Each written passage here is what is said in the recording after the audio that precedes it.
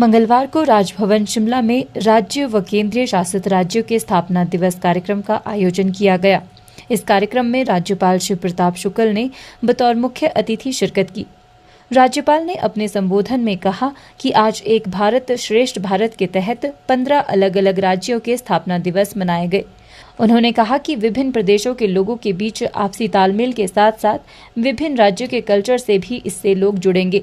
राज्यपाल ने कहा कि सभी लोग आपस में जुड़ेंगे तभी एक भारत श्रेष्ठ भारत के महत्व को समझ सकेंगे। उन्होंने कहा कि ऐसे कार्यक्रम पहले भी आयोजित किए गए हैं, लेकिन तब शिमला के लोगों को दूसरे राज्यों में बुलाया जाता था, लेकिन इस बार ये शिमला में आयोजित किया जा रहा है और उन्हें उम्मीद है कि आगे भी ये इस तरह से आयोजित किया जाएगा। देखिए, प्रत्येक राज्य को जोड़ करके भारत को बताना, यह आज के कार्यक्रम का एक मूल लक्ष्य था कि विभिन्न प्रदेशों के रहने वाले लोग भी हैं, वो अपनी भाषा में बोलते हैं, यहाँ आएंगे तो एक दूसरे से जुड़ेंगे, कनेक्टिविटी उनकी होगी। इसी नाते प्रधानमंत्री श्री नरेंद्र मोदी जी ने इस बात को कहा कि एक भारत श्रेष्ठ भारत। तो भारत श्रेष्ठ तब होगा जब विभिन्न प्रदेशों की श्रेष्ठता को एक बनाया जाएगा।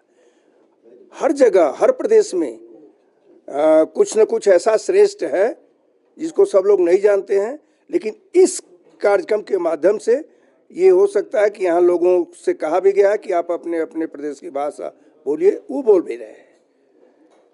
इसका मूल लक्ष्य यही था कि सब लोग आए, एक दूसरे को जाने और एक दूसरे को जान करके निश्चित रूप से अपनी अपनी भाषा में समझें और समझ करके उसको ये जाने कि मेरे प्रदेश का कौन सा, कितने ऐसे होंगे जिनको स्थापना दिवस की जानकारी नहीं होगी अपने प्रदेश की, लेकिन यहाँ आकर के ये हुआ और वो अपने प्रदेश की स्थापना दिवस भी जान रहे हैं। ये पहली तारीख 31 तारीख को था, लेकिन दीपावली के नाते आज उसको किया गया और आज बुलाए। मुझे प्रसन्नता कि सब लोग यहाँ आए और एक दूसरे को जाने और समझे। इस परंपरा को हमने पिछली बार भी किया था, लेकिन उस समय विभिन्न प्रदेशों का जो स्थापना दिवस था वो वहाँ शिमला में रहने वाले लोगों को बुलाया जाता था जो यहाँ रह रहे हैं।